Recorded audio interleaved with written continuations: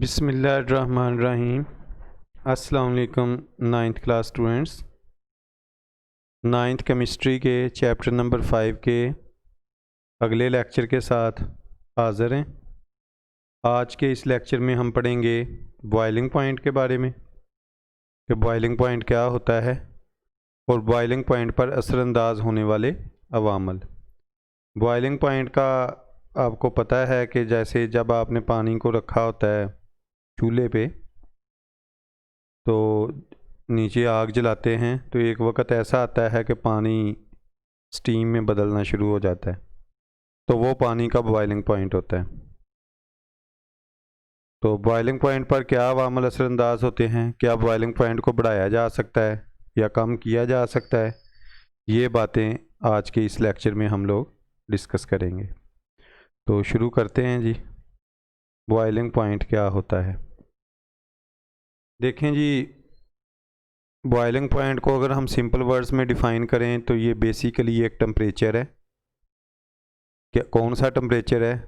जिस पर माया का वेपर प्रेशर एटमॉस्फेरिक प्रेशर या किसी भी बैरूनी प्रेशर के बराबर हो जाता है तो वो बॉइलिंग पॉइंट कहलाता है। कि वो टेम्परेचर जिस पर माया का वेपर प्रेशर एटमॉस्फेरिक प्रेशर या किसी भी बैरूनी प्रेशर के बराबर हो जाता है तो वो बॉइलिंग पॉइंट कहलाता है।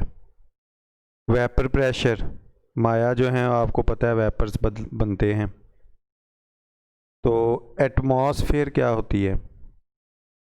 एटमॉस्फेयर गैसों का एक गिलाफ है जिसने हमारी ज़मीन को घेरे हुए है, जिसे हम कुर्रा हवाई कहते हैं। तो आपको पता है कि जो वेपर्स होते हैं वो हर टेम्परेचर पर बनते हैं। जब भी किसी माया को रखा जाता है तो वो लगातार मुसलसल वेपर्स में बदल रहा होता है और उन वेपर्स का प्रेशर भी होता है कि वो मूव करते हैं और दबाव डालते हैं माया की सतह पर एक्विलिब्रियम की हालत में। आपको पता है, ये पीछे हमने बात की थी पिछले लेक्चर में कि माया जो वेपोराइज हो रहे होते हैं और साथ ही वो कंडेंस भी हो रहे होते हैं और एक स्टेज ऐसी आती है कि रेट ऑफ वेपोराइजेशन और रेट ऑफ कंडेंसेशन बराबर हो जाते हैं। उस वक़्त जो वेपर्स का प्रेशर होता है वो वेपर प्रेशर कहलाता है। तो वेपर प्रेशर आपको पता है कि ये वेपर्स हर टेम्परेचर पे बनते हैं। जैसे जैसे आप टेम्परेचर बढ़ाएंगे तो वेपर्स की तादाद भी क्या होती जाएगी? बढ़ती जाएगी, क्योंकि हमें पता है कि वेपर प्रेशर पर असरअंदाज होने वाले अवामल में टेम्परेचर एक अहम अवामल है कि जब आप टेम्परेचर बढ़ाते हैं तो वेपर प्रेशर भी बढ़ता है।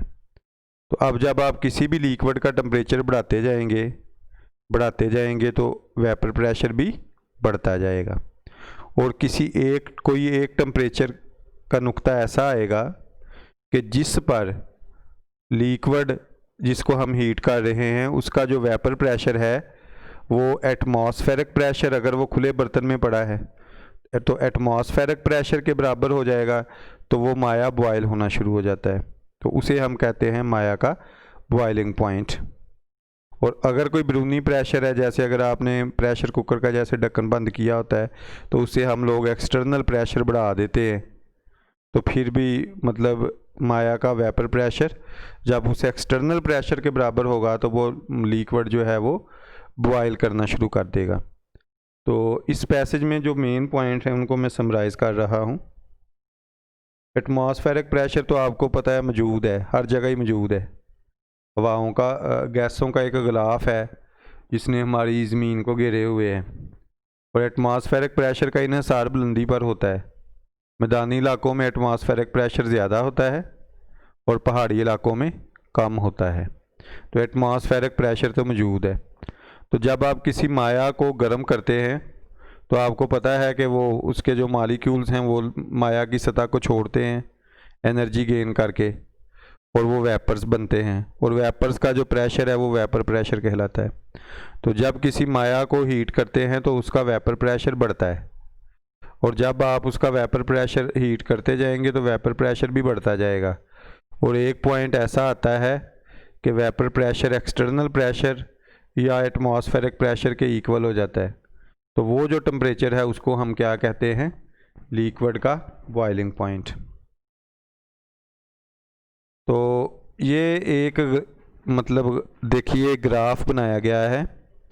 इस ग्राफ के एक्स एक्सिस पे हम लोगों ने टेम्परेचर लिया हुआ है, ये 20 डिग्री सेंटीग्रेड, 40 डिग्री सेंटीग्रेड, 60, 80, 100, और जो वाई एक्सिस है उस पर हमने वेपर प्रेशर लिया हुआ है, और साथ ये वेपर प्रेशर का यूनिट है ना mm ऑफ Hg, मरकरी के कॉलम से मापा जाता है, और ये 760 जो है ये एटमॉस्फेरिक प्रेशर होता है, 760 mm ऑफ Hg।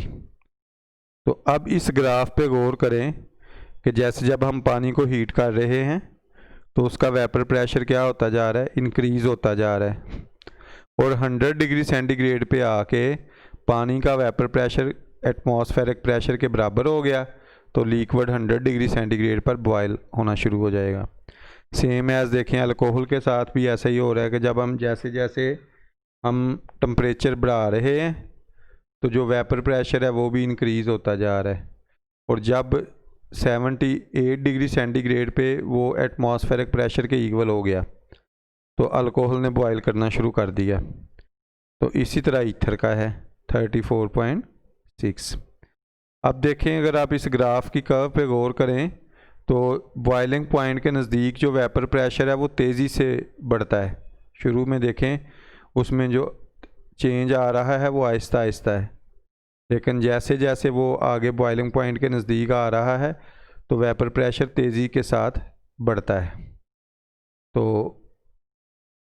ये एक ग्राफिकल एक्सप्लेनेशन है बॉइलिंग पॉइंट की कि जब आप देखें जब हम टेम्परेचर बढ़ा रहे हैं तो वेपर प्रेशर बढ़ रहा है, और एक मखसूस टेम्परेचर पे वो 760 यानी कि एटमॉस्फेरिक प्रेशर के बराबर हो रहा है, तो उस टेम्परेचर पर जो लिक्विड है वो बॉयल हो जाएगा।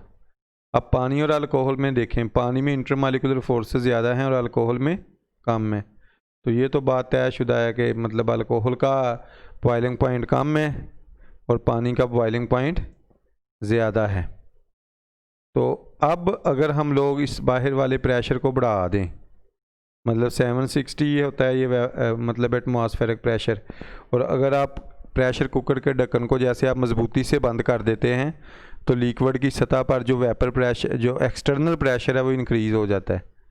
तो अब ये जो माया है इसका वेपर प्रेशर ज़्यादा होगा तो उस एक्सटर्नल प्रेशर के बराबर जाएगा, उसके लिए हमें उसे ज़्यादा हीट करना पड़ेगा। तो मतलब ये है कि जब हम एक्सटर्नल प्रेशर डालते हैं किसी भी लिक्विड की सतह पर तो वो ज़्यादा हीट अब्जॉर्ब करता है, इसलिए प्रेशर कुकर में चीज़ें तेज़ी से जो हैं वो पक जाती हैं।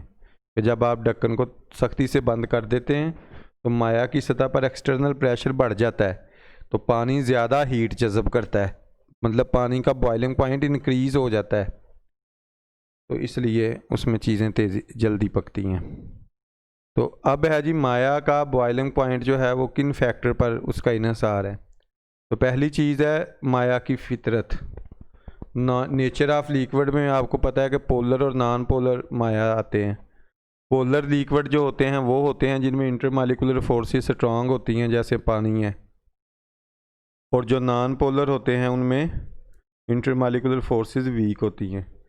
तो देखा गया है कि जो पोलर माया हैं उनका बॉइलिंग पॉइंट ज़्यादा होता है और नॉन पोलर का बॉइलिंग पॉइंट कम होता है। जैसे इसकी मिसाल थी कि पानी पोलर है HOH, हाइड्रोजन पर पार्शियल पॉजिटिव और ऑक्सीजन पर पार्शियल नेगेटिव चार्ज होता है, तो वो पोलर लिक्विड है। पानी का बॉइलिंग पॉइंट 100 डिग्री सेंटीग्रेड है और अल्कोहल का 78 है। अल्कोहल जो है वो नॉन पोलर है। उसके बाद है जी इंटरमॉलिक्यूलर फोर्सेस। इंटरमॉलिक्यूलर फोर्सेस जितनी ज़्यादा होंगी बॉइलिंग पॉइंट उतना ही ज़्यादा होगा, और इंटरमॉलिक्यूलर फोर्सेस कम होंगी तो बॉइलिंग पॉइंट कम होगा। तो इंटरमॉलिक्यूलर फोर्सेस भी बॉइलिंग पॉइंट पर असरअंदाज होती हैं। अगर पानी और अल्कोहल की मिसाल को ले लें तो पानी के मालिक्यूल्स के दरमियान इंटरमॉलिक्यूलर फोर्सेस ज़्यादा हैं और अल्कोहल के मालिक्यूल्स के दरमियान इंटरमालिकुलर फोर्सेस कम हैं, इसलिए पानी का बॉइलिंग पॉइंट जो है वो अल्कोहल से ज़्यादा है। उसके बाद है जी एक्सटर्नल प्रेशर। देखें जी, बॉइलिंग पॉइंट में एक्सटर्नल प्रेशर बड़ा अहम रोल प्ले करता है। अगर माया खुले बर्तन में पड़ा हो तो बॉइलिंग पॉइंट तब आता है जब उस माया का वेपर प्रेशर एटमॉस्फेरिक प्रेशर के इक्वल हो जाए, और अगर उसे हम किसी बर्तन को ऊपर से बंद कर दें तो बॉइलिंग पॉइंट तब आएगा जब एक्सटर्नल प्रेशर के बराबर हो जाएगा वेपर प्रेशर। तो इसका मतलब क्या हुआ?